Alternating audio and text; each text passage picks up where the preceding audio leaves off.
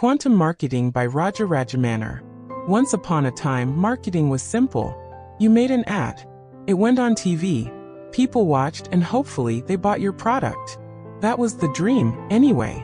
But somewhere along the way, between the rise of the internet, the invention of smartphones, and that moment your fridge started recommending groceries, marketing lost its footing. It didn't just change, it exploded. Marketers were no longer just storytellers. They had to become data analysts, technologists, and digital fortune tellers. Enter Rajamannar. The marketing maestro from MasterCard saw the chaos and didn't just panic like the rest of us. He took notes. His book, Quantum Marketing, isn't just a reflection on how far marketing has come. It's a bold manifesto on where it's going and how we must evolve before we're rendered obsolete. This isn't your regular branding Bible. It's an urgent survival guide. And it's laced with anecdotes, business truths, a splash of humor, and a deep warning. The future of marketing is already here, and you'd better learn how to speak its language. The 5 Paradigms, a crash course in marketing time travel. To understand the magnitude of where we are now, Rajamannar takes us back. Not in a once-upon-a-brand kind of way, but more like a crash course in marketing's 5 paradigm shifts.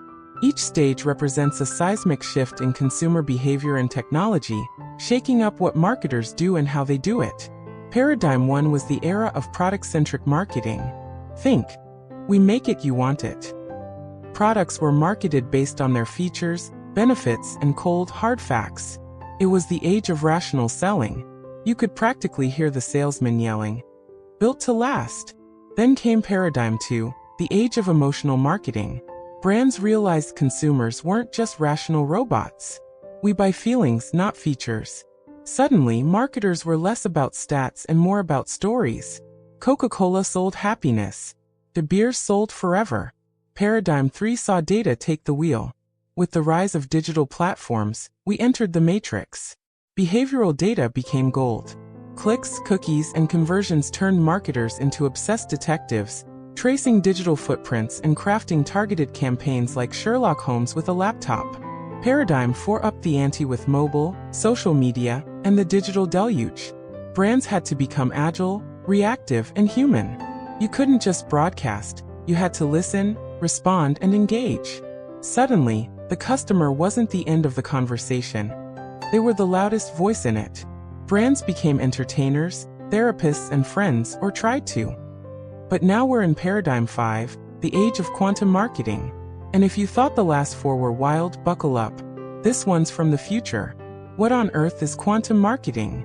Rajamannar doesn't use the word quantum lightly. He borrows the term from quantum physics to illustrate how marketing is now dealing with realities that are not linear, predictable, or confined to traditional logic. In fact, it's a world where contradictions coexist. One person can love your brand and hate your campaign. They can follow your page and never engage. They might trust your chatbot more than your customer service rep.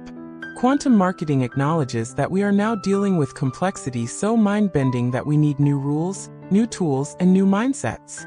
Traditional marketing models, funnels, IDA segmentation, are cracking under the weight of reality. In this new paradigm, marketers must understand technologies most of us can't even spell properly: blockchain, AI, AR, VR, IoT, and more. This is marketing's leap into the 4th dimension. Tech tsunami, not just buzzwords anymore. Let's talk tech.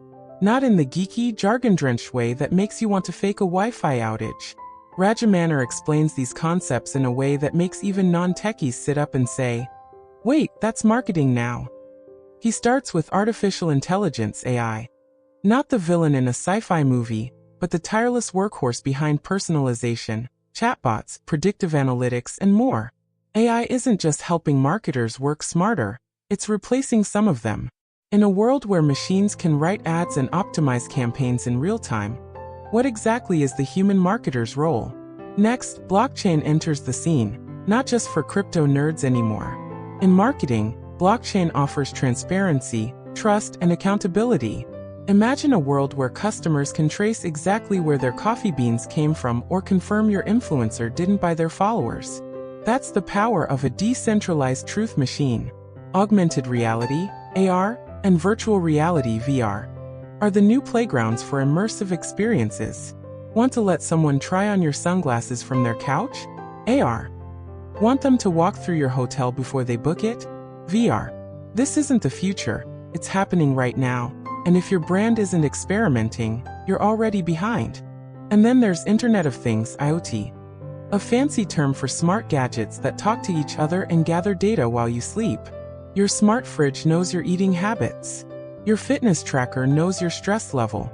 If marketers can tap into that data respectfully, big if. The personalization possibilities are endless, and a little spooky. Data, the oil and the fire. Rajamannar drives home one central truth. Data is both a gift and a curse. We're drowning in it. But more isn't better. Better is better. Brands today collect terabytes of data, but few know what to do with it. It's like being given a Formula One car with no driving lessons. He stresses the need for ethical data usage. Consumers are rightfully wary. One data leak and your brand can go from hero to zero. Trust, transparency, and privacy aren't just legal necessities, they're brand differentiators. He also warns against over-automation. Just because you can automate everything doesn't mean you should. Brands that lose their human touch become robotic, soulless, and easily forgotten. That's the paradox of quantum marketing, balancing tech with heart. Marketing in a world of fragmentation and fatigue. Today's consumer is constantly connected, bombarded with content, and armed with an internal ad blocker. Traditional campaigns get ignored, skipped, or mocked. So what works? Rajamannar advocates for meaningful engagement over mere impressions. This means experiential marketing, letting people feel your brand. It also means value-based messaging, aligning with causes people care about. Purpose isn't a PR stunt, it's a core strategy. And finally, it means partnering in unexpected ways. MasterCard, for instance, launched priceless culinary and music experiences, becoming a curator of lifestyle rather than just a payment processor. Brands must stop selling and start serving. Create content, experiences, and ecosystems that solve real problems or bring real joy.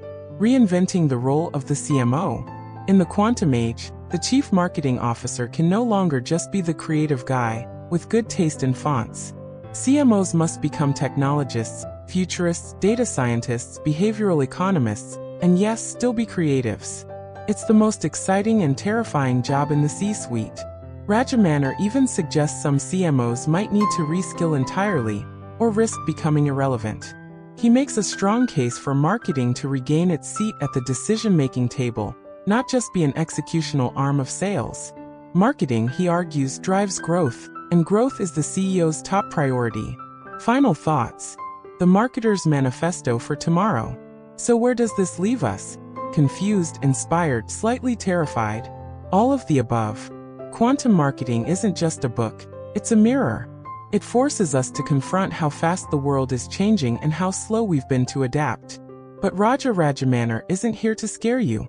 He's here to say, it's not too late. Yes, the future is complex. Yes, you'll need to learn new skills, embrace new tools, and rethink everything you thought you knew. But at the heart of it, marketing is still about people. About needs, desires, trust, and stories. Quantum marketers will be those who blend art with science, logic with empathy, and technology with humanity. The good news? You don't have to become a tech wizard overnight. You just have to stay curious, stay ethical, and most importantly, stay human. So next time your fridge pings you with a grocery suggestion, just smile and say, "Nice try, Samsung. But I read Raj's book. I know what you're doing."